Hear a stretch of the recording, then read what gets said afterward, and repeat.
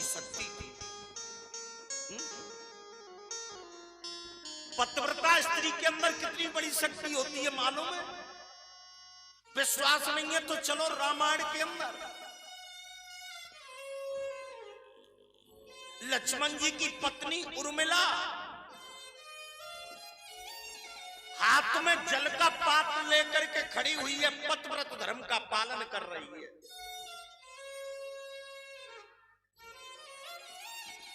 इधर महाराज मेघनाद की पत्नी सुलोचना पतिव्रत धर्म का पालन कर रही है। आज युद्ध के मैदान में लक्ष्मण और मेघनाद में युद्ध हो रहा है।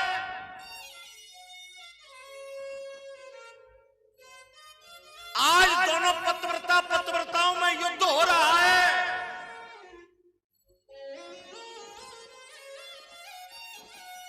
युद्ध होते होते महाराज लक्ष्मण ने मेघनाद की भुजा को फाड़ करके फेंक दिया। उखड़ी हुई भुजा तुरंत ही महाराज आकाश मार्ग से और तुरंत ही सुलोचना के सामने जाकर के गिर पड़ी। सुलोचना के सामने जैसे ही भुजा गिरी, एकदम सुलोचना ने अपने पति की भुजा को पहचान लिया। सुलोचना रोने लगी, चिल्लाने लगी और कहने लगी कि हे विधाता, अगर मुझे ऐसा मालूम होता कि मेरे पति का वध हो जाएगा तो आज मैं अपने पति की रक्षा के लिए अपने बाप को बुला लेती।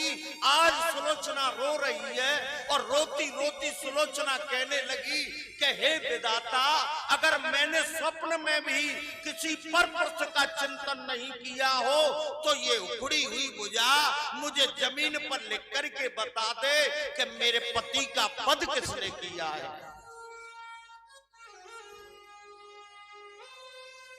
सुलोचना ने जैसे इस प्रकार से कहा, तुरंत ही महाराज सुलोचना की शक्ति के प्रभाव से उखड़ी हुई भुजा और जमीन पे लिखने लगी और कहने लगी कि हे सुलोचना, तुम शांत हो जाओ, तुम्हें मालूम नहीं है मेरा वध किसने किया है कि किसने किया है। तुरंत ही उखड़ी हुई भुजा जमीन पे लिखने लगी, हे सुलोचना, मेरा वध तो तेरे बाप ने किया है, तेरे बाप ने किया है। आज उखड़ी हुई भुजा ने जैसे लिखा, सुलोचना हाहाकार करने लगी। कहने का मतलब क्या है, आज दोनों पतिव्रताओं में युद्ध हो रहा है और जब दोनों पतिव्रताओं में युद्ध हो रहा है तो आज जीत किसकी होगी। आपको मालूम है कि सुलोचना का पति मेघनाद अधर्म का साथ दे रहा था और उर्मिला का पति लक्ष्मण धर्म का साथ दे रहा था। और धर्म की हमेशा जीत होती है और अधर्म की हमेशा हार होती है। सुलोचना के यहाँ तीनों देवता, वो महाराज अनुसुईया के यहाँ तीनों देवता बालक बन गए। क्यों बने? कि एक ही धर्म एक व्रत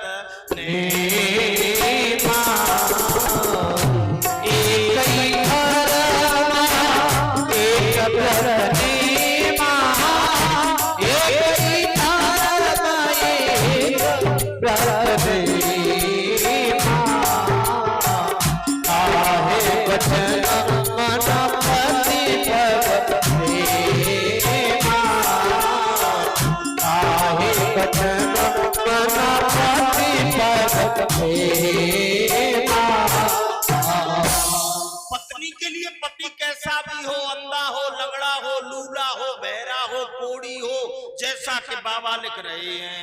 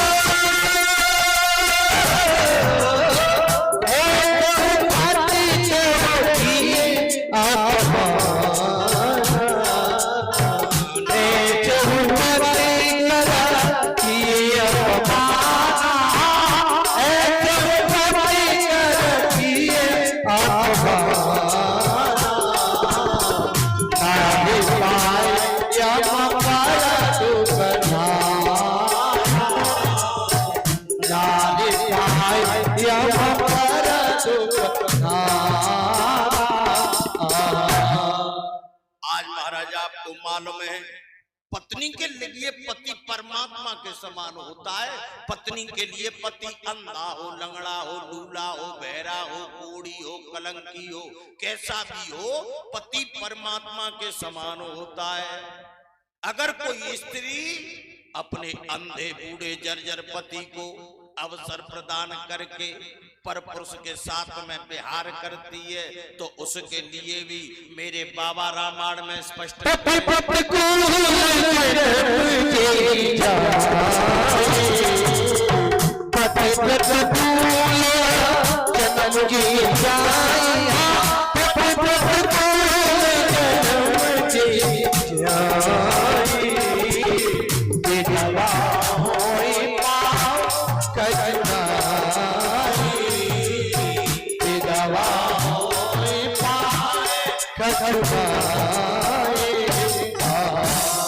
अगर कोई स्त्री अपने अंधे बूढ़े जर्जर पति को अवसर प्रदान करके अगर पर पुरुष के साथ में विहार करती है तो दूसरे जन्म में जा करके उसको भरी जवानी में विधवा होना पड़ता है।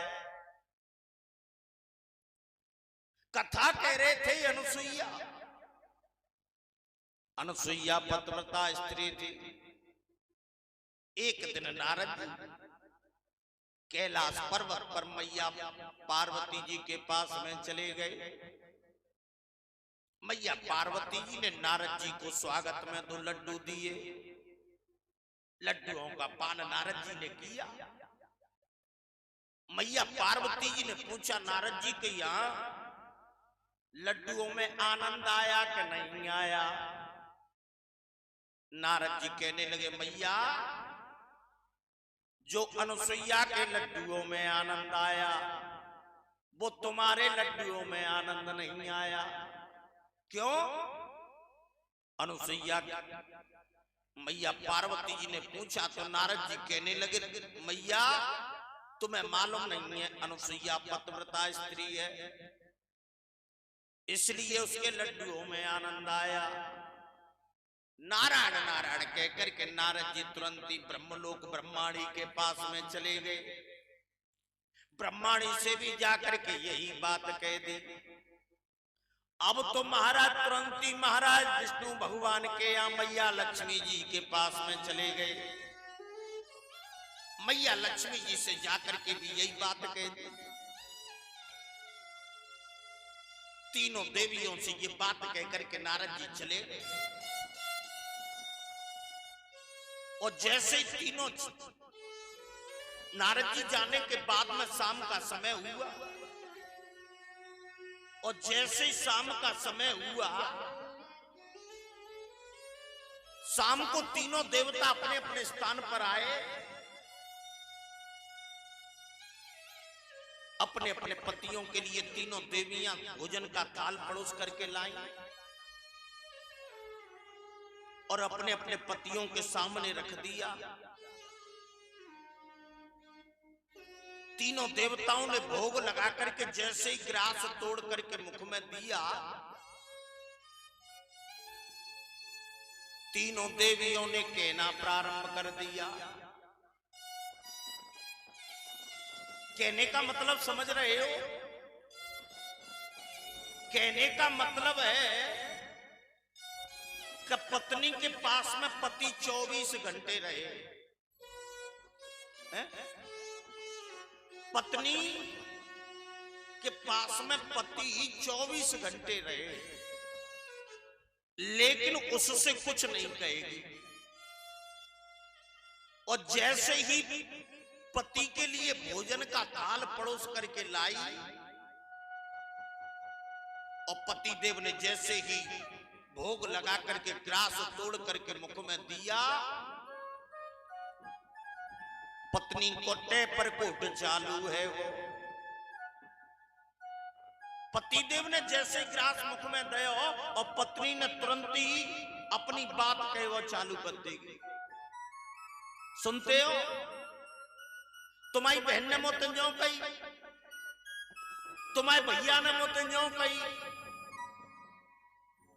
तुम्हारे बाप ने मोतन जाओ कही। कहने का मतलब क्या है कहने का मतलब है कि बाप चाहे नित्य ते भोजन नहीं करन देगी।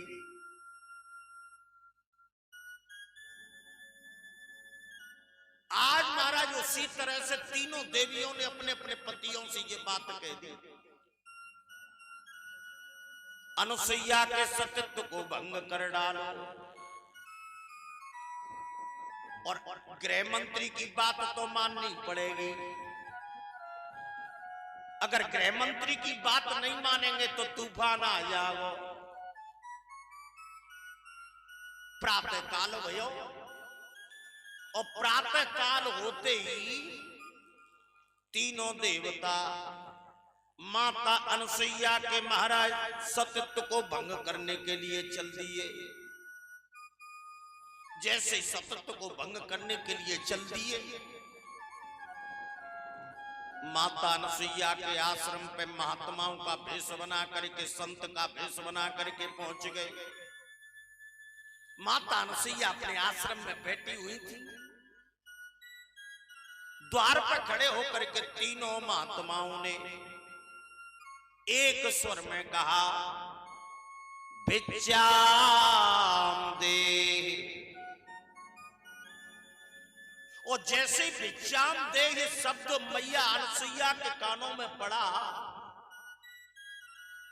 माता अनुसुईया खड़ी होकर के आई और आकर के अपने आश्रम के गेट को खोला। और जैसे ही मैया ने गेट खोला तो तीन महात्मा खड़े हुए हैं। मैया तुरंत ही अंदर चली गई और अंदर जाकर के माता अनुसुईया उनके लिए भिक्षा लेकर के आई। तीनों महात्मा एक एक पैर पीछे हट गए। महात्मा कहने लगे, मैया अगर तुम हमें भिक्षा देना चाहती हो तो नग्न होकर के हमें भिक्षा दो, नहीं तो हम वापस लौट जाएंगे। माता अनुसुईया के कानों में जैसे इस प्रकार की आवाज पड़ी, माता अनुसुईया मन में विचार करने लगी, हे विधाता अब क्या करूं? अगर तीनों महात्माओं को मैं नग्न होकर के भिक्षा देती हूं तो मेरा पतिव्रत धर्म है वो नष्ट हो जाएगा।